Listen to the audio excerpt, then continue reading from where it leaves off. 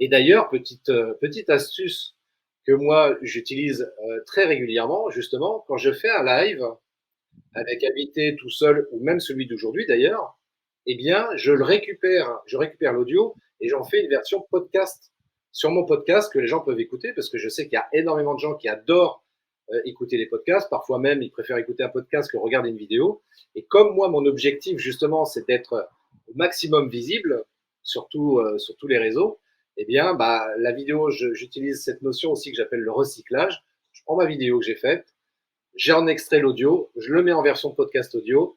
Bingo, j'ai du contenu pour mon podcast audio. Et puis le tour est joué. Et de cette manière-là, comme ça, je suis au maximum visible sur tous les formats, sur tous les supports. Et ça, c'est cool, quoi. Donc, c'est pour ça que la question de Monique était, Juste, était. Christophe, juste pour compléter ce que tu dis, c'est exactement ce que je voulais dire tout à l'heure. Et autre chose, d'où l'intérêt d'avoir du bon son. Oui, d'où l'intérêt d'avoir du bon son, Parce que exactement. par contre, le podcast, ça pardonne pas. Si vous avez Ah non, c'est pire que la vidéo. Là, vous avez que le son, donc vous êtes obligé d'avoir un très bon son. Sinon, la personne, au bout de 10 secondes, elle décroche. Et deuxième chose, on peut même aller plus loin, c'est-à-dire que normalement, puisqu'on l'a plus ou moins écrite, notre vidéo, donc on va faire une vidéo, on va extraire le son, on va faire un podcast, on peut même faire un article de blog écrit.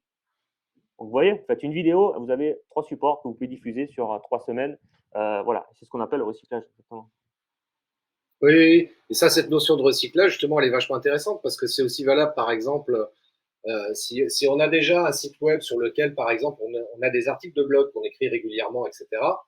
Là aussi, il y a des petites astuces justement pour convertir ou recycler du contenu texte et en faire une vidéo.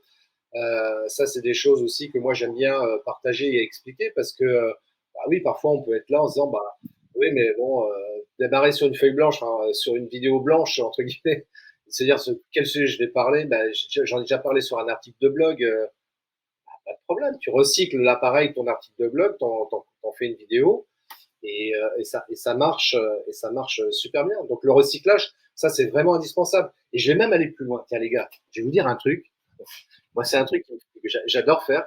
Euh, je le fais parce que ça m'amuse, mais aussi parce que l'algorithme des réseaux sociaux fait que par exemple, quand je fais un live ou même une vidéo, tout simplement, que je la publie sur les réseaux sociaux, elle n'est pas forcément vue parce que aussi les gens sont pas H24 derrière leur écran à regarder les réseaux sociaux, à cause de l'algorithme qui fait que mes publications n'apparaissent pas forcément tout le temps, bah, il y a des fois des vidéos bah, que les gens ne voient pas. Donc, qu'est-ce que je fais? Qu'est-ce que je fais d'après toi? Eh bien, c'est très simple.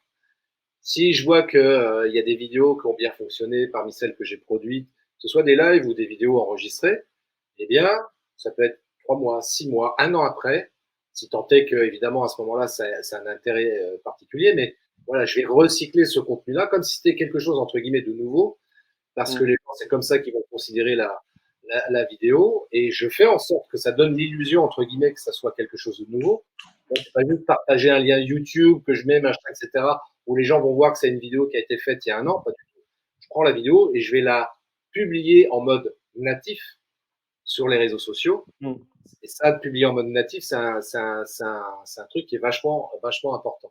Tu peux même recycler encore plus loin si tu veux. C'est-à-dire si tu fais, on va dire que tu fais une vidéo en 3 parties de allez, ça fait beaucoup, mais on va dire 30 minutes.